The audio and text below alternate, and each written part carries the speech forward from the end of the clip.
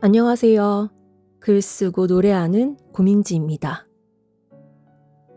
여러분의 오늘은 어떤 요일인가요? 저에게는 일요일 밤인데요.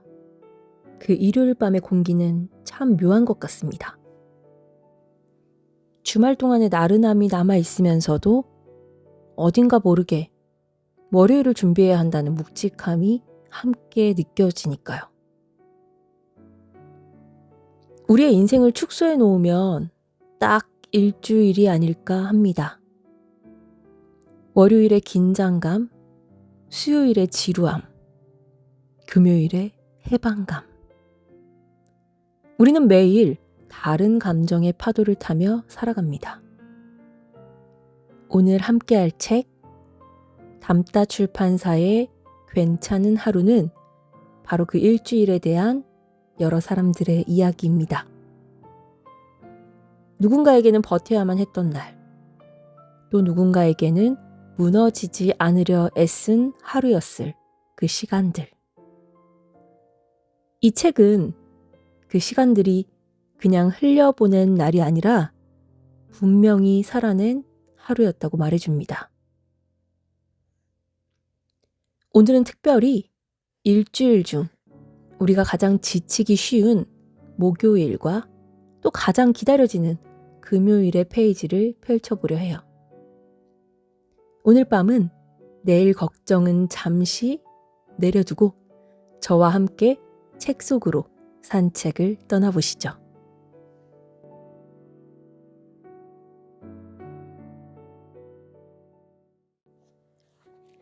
먼저 목요일의 페이지를 펴봅니다. 가장 눈에 띄는 제목이 있었어요. 지치지 않고 오래 가야지. 사실 저에게 목요일은 참 애증의 요일이었어요. 특히 30대 초반부터 중반, 지금 이렇게 여유를 갖기 전까지요. 늘 일과가 똑같이 분주한데 목요일만 되면 더 바쁘게 가는 것 같고 더 뭔가 할 일이 많은 것 같고 그게 무거운 추처럼 느껴지는 그런 하루가 되더라고요. 아마 직장인분들도 비슷하지 않을까요? 목요일은 바쁘고 목마르고 배고픈 날이라는 책 속 문장처럼요. 이 글을 쓰신 작가는 이렇게 고백합니다. 지난 4년 가까이 목요일은 일주일 중 가장 힘든 하루였다. 바쁘고 목마르고 배고픈 목요일.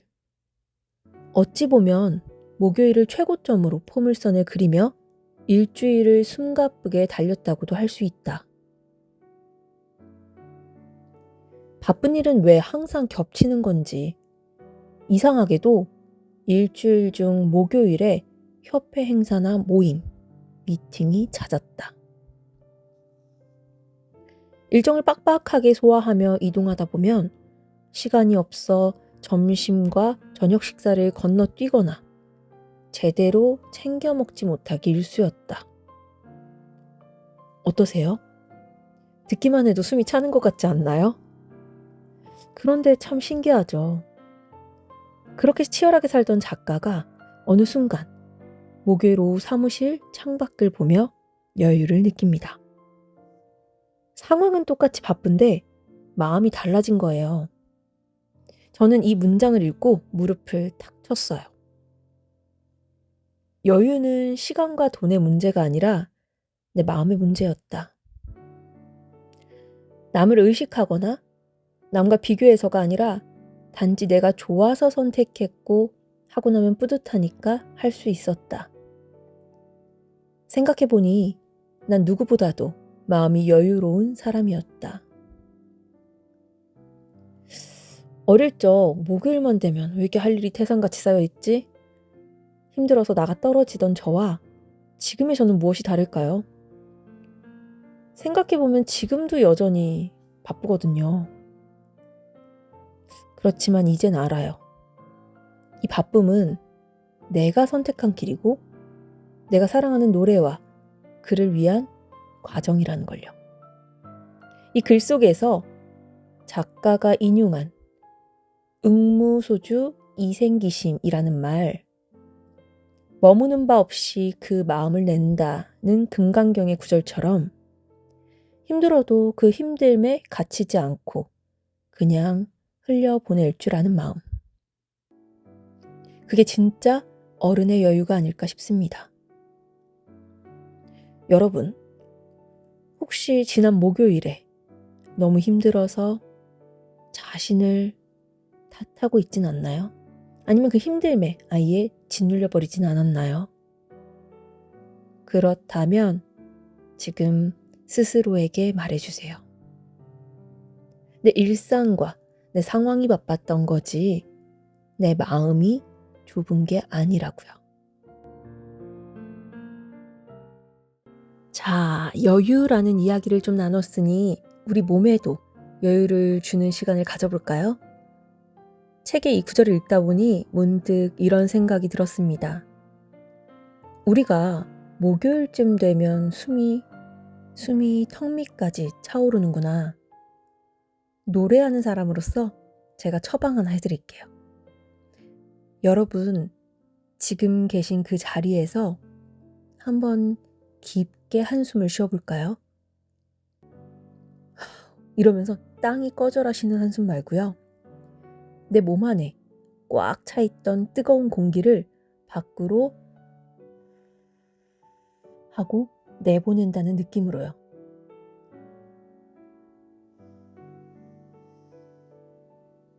노래할 때 가장 중요한 게 뭔지 아세요? 높은 음을 내는 게 아니라 내 안에 들어온 숨을 편안하게 내뱉는 거예요.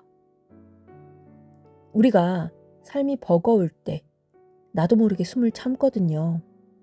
어깨도 잔뜩 웅크러져 있고 그렇다면 지금 누워 계시다면 더 좋아요. 어깨를 한번 올렸다가 어깨에 들어간 힘을 툭 하고 떨어뜨려 보세요. 마치 옷걸이에 걸려있던 옷이 바닥으로 툭 떨어지듯이요. 그리고 입술을 가볍게 다물고 작은 소리로 하고 허밍을 해보세요.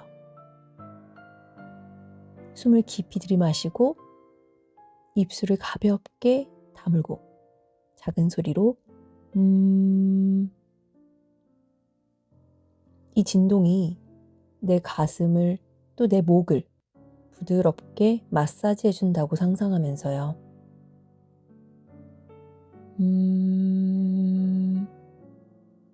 길게. 어떤가요? 머리가 좀 맑아지는 기분이 들지 않나요?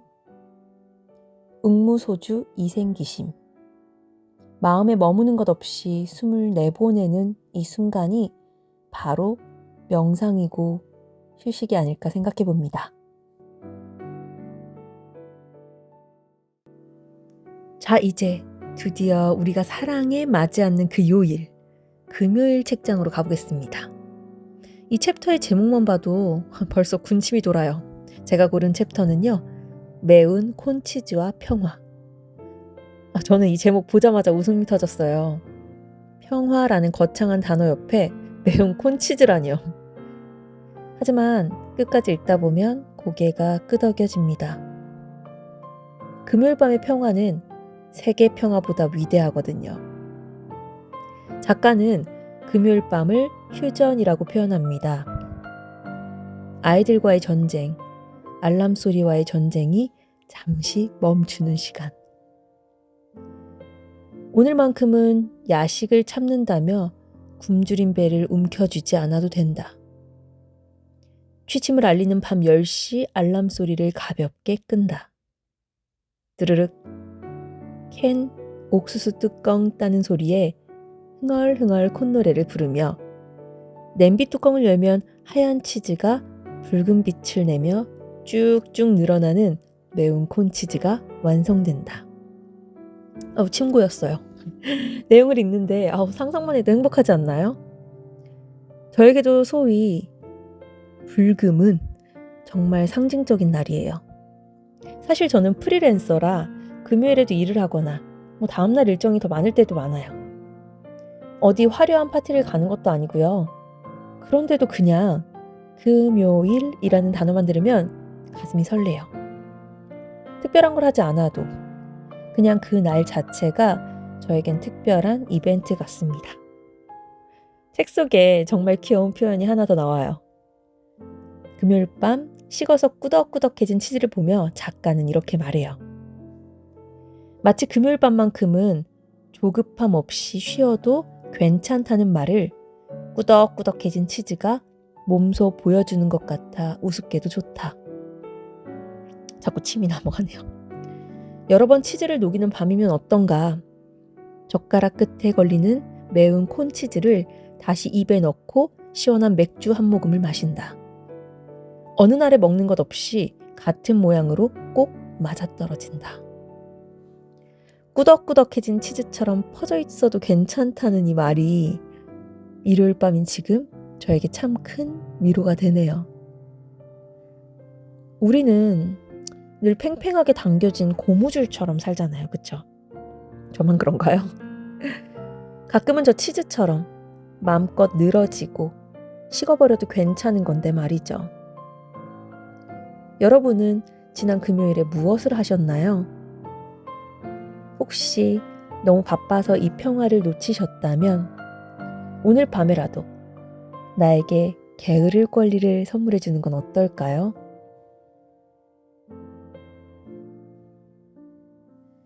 목요일의 고단함을 지나 금요일의 달콤한 평화까지 책 괜찮은 하루를 잠깐 살펴보면서 우리의 일주일을 돌아봤습니다. 내일이면 저에게 다시 월요일이 시작되겠죠.